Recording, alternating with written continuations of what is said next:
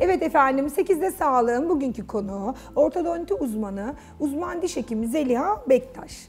Hoş geldiniz hocam. Merhabalar, hoş bulduk. Nasılsınız? Teşekkürler siz. Çok mersi, böyle bahar gibisiniz, yeşillerle gelmişsiniz. Bize de baharı getirdiniz. Teşekkürler. Peki bugün ne konuşacağız? Birazcık şeffaf plak tedavilerinden söz edelim istedim. Hazır siz de yakalamışken burada. Hocam şimdi şeffaf plak tedavisi nedir ve avantajları nelerdir? Öncelikle bir bunu yöneltmek istedim size. Şeffaf plak tedavileri yeni nesil ortodontik tedavilerdir. Diş çapraşıklıklarını düzeltmek için uyguladığımız bir tedavi yöntemi. Bu tedavide teknolojinin avantajlarını çok rahatlıkla uyguluyoruz. Hastalarımızın ağız tarayıcılarla hastalarımızın dişlerinin 3 boyutlu hallerini dijital ortama aktarıp bu aktardığımız görüntülerden planlamalar yapıp kişiye özel plaklar üretiliyor. Bu tedavide teknolojinin avantajlarını kullanabiliyoruz. Hastalarımızın dişlerinin 3 boyutlu hallerini ağız tarayıcılarla dijital ortama aktarıp planlamalar yapıyoruz ve kişiye özel plaklar üretiliyor. Bu üretilen plaklar kliniğimize geliyor ve hastalara uyguluyoruz. Hastaların dişleri de çok hızlı, rahat, konforlu bir şekilde düzelebiliyor. Ve hatta çok tedavi başında hastalarımızın tedavi sonrasındaki hallerini gösterebildiğimiz için çok motive edici bir durum. Kesinlikle. Tabii teknolojinin nimetlerinden her an faydalanıyoruz. Aynen, gerçekten iyi ki teknoloji hayatımızda diye düşünüyorum. Birçok şeyi kolaylaştırdı. Kesinlikle. Özellikle dişte değil mi? Yani böyle şahane dişler yapılıyor artık. Hollywood smile'lar. Ya hakikaten benim dişçi fobim vardı. Benim bile dişçi fobim azaldı bu teknoloji sayesinde. Peki biraz da çocuklara gelelim istiyorum aslında. Bu şeffaf plak tedavisini çocuklarda kullanabiliyor muyuz? Tabii ki çocuklarda çok rahatlıkla uyguluyoruz. Çünkü çocuklarda şimdi biz tedavi ederken bazı apareyler uyguluyorduk. Bu apareyler biraz hacimli, ağzı dolduran ve sert apareylerdi.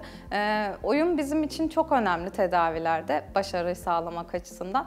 Ama hastalar o tedaviyi görürken uyum sağlayamayabiliyorlardı. Ama şeffaf plak tedavileri çok daha rahat olduğu için yani çoğu hastamda hiç uyum sağlamayan hastam olmadı. Herkes Kaç çok yaşından rahat itibaren çocuklarda uygulayabiliyoruz? 6 yaşından itibaren uygulayabiliyoruz. Peki üst sınırımız var mı? Yaş olarak üst sınırımız? Hiç yok. Yani 6 yaşında da hastamız var, 65 yaşında da var. Hiç sıkıntı yok. Her yaş grubunu Her yaş uygulayabiliyoruz grubunu aslında. Aynen. Peki hani çocuklukta başlar ya bu dişçi fobisi. Çünkü benim de çocuklukta başladı aslında bu fobim. Bu tedavileri çocuklar için özellikle şeffaf plağı daha eğlenceli hale getirebilmemiz mümkün mü? Bunun için neler yapabiliriz? Tabii ki bu çok mümkün. Şimdi hepimiz biliyoruz ki çocukların hayatı oyun demek. Ve biz çocuklarla uyum sağlamak bizde çok önemli. Yani kooperasyonu sağlayamazsak başarımız düşer. Plak tedavisini daha böyle oyun gibi sunmaya çalışıyoruz çocuklara. Mesela plakların üzerine çıkartmalar ekliyoruz ve bu çıkartmalar çocukların çok ilgisini çekiyor, eğlenceli bir hale getiriyor. Bu da tedavi başarısını çok yükselten bir durum. Yani aslında orada o oyun alanını oluşturup değil mi klinikte onu bir oyun çerçevesinde sunarsanız eminim ki çocuklar yetişkin olduğunda da böyle bir fobileri olmayacak diye düşünüyorum. Kesinlikle eğlenceli hale getirmeliyiz. Avantajlarını konuştuk mu şeffaf plakın? Avantajları, birçok avantajı var şeffaf plakların. İlk başta çoğu tercih sebeplerinden biri olan estetik olması, şeffaf, görünmez olması. Hatta bazı hastalarımız şeffaf plaklar ağzındayken daha parlak olduğu için bu onların hoşuna gidiyor. Bazı dişlerin daha büyük Sürekli kullanmak isterlermiş. Evet gerçekten öyle. Bununla karşılaşıyor musunuz? Aynen, yani keşke tedavim devam etse, biraz daha plak taksam diyen hastalarımız var. Çünkü daha parlak göründüğü için bu hoşlarına gidiyor. Hatta büyük göründüğünü söyleyenler de var. Bundan dolayı çok kullanım kolaylığı var. İkinci bir kullanım, hijyenik olması çok büyük bir avantajı. Mesela tel tedavisi sırasında biz braketler ve teller arasında yemek yedikten sonra yemek artığı birikimi çok yüksek. Bundan dolayı diş fırçalama süresi uzuyor. Mutlaka dişlerini çok iyi fırçalamalılar. Arayüz fırçası kullanması gerekiyor. Arayüz fırçası kullanmazsa dişlerin arasında yemek artığı birikiyor. Çürük diş eti problemlerine sebep olur. Ama plak tedavisinde zaten yemek yerken plaklarını çıkarıyorlar. Yemekten sonra dişlerini güzel bir şekilde fırçalayıp plaklarını da temizleyip sonra taktıkları için diş eti problemiyle hiç karşılaşmıyoruz diyebilirim. Ama zaten bu diş bakımı çok önemli değil mi? Sadece plak kullanan danışanlar ya da hastaları için değil.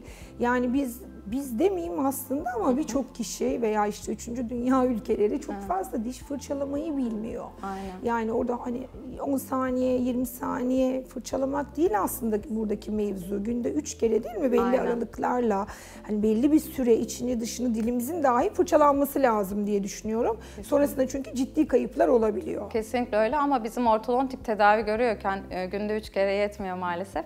Ağzımıza aldığımız her şeyde dişlerimizi güzelce fırçalamamız lazım. Çünkü ağızda aktif bir şeyler oluyor. Bu da bir avantajlı tedavi.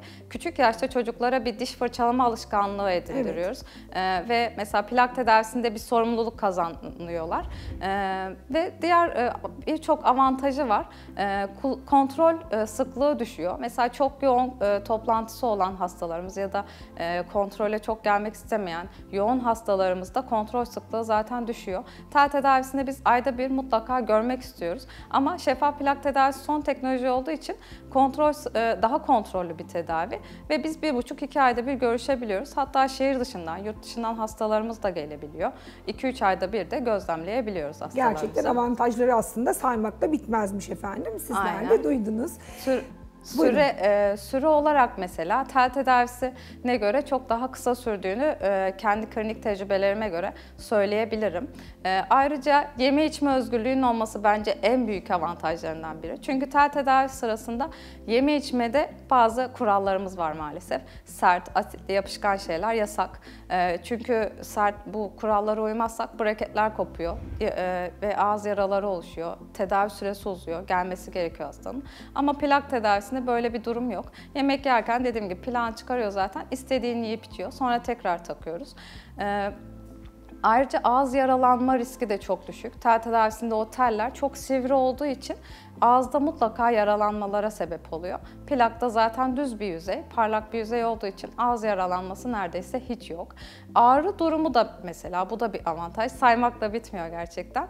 Ağrı durumu, şimdi biz ortodontik tedavide sonuçta dişleri kemik üzerinde hareket ettiriyoruz.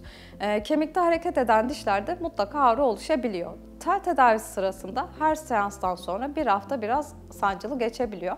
Ama plak tedavisinde haftalık 10 günde bir değiştirdiğimiz plaklarla ilk 2-3 gün ağrı eşiğine göre değişecek şekilde hafif ağrı hissedebiliyorlar. Ama bu hayat kalitesini kesinlikle düşürecek şekilde değil, hafif.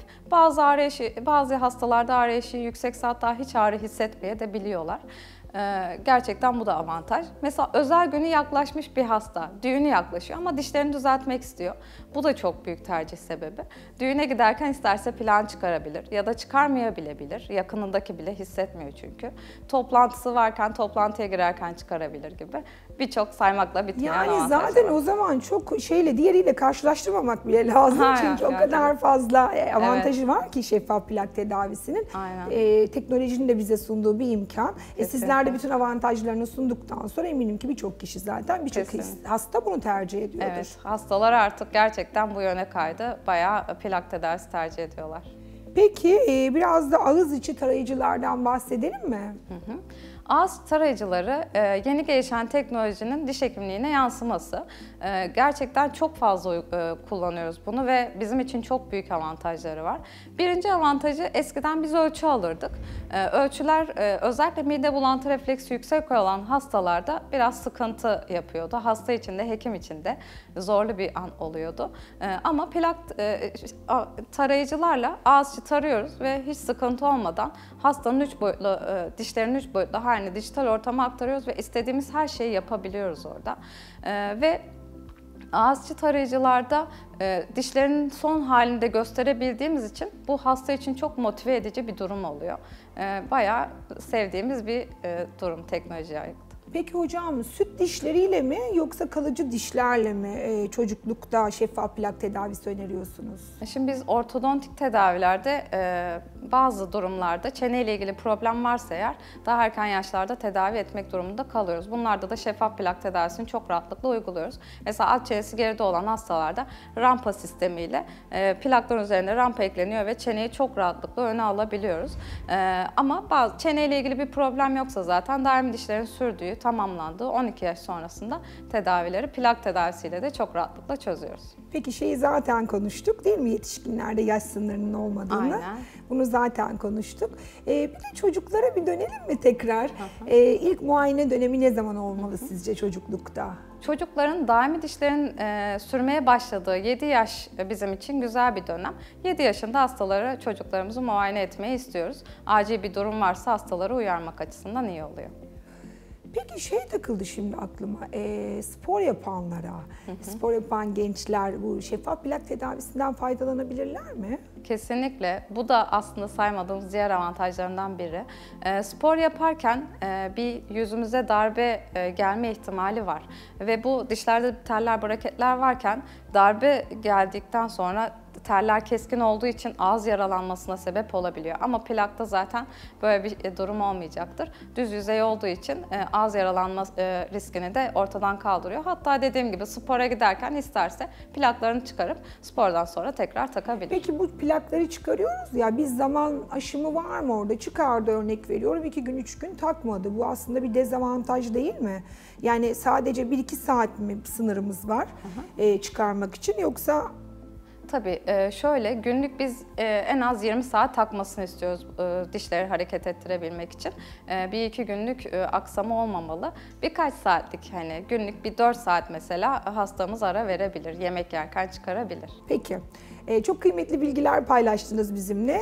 Çok teşekkür ediyoruz. Ayaklarınıza sağlık. Çok İyi sağ ki olun. geldiniz. Görüşürüz. Teşekkürler. Evet efendim, 8'de Sağlığın bugünkü konuğu ortodonti uzmanı, uzman diş hekimi Zeliha Bektaş'tı. Kendisi bize şeffaf plaklar ve bunların avantajlarını anlattı.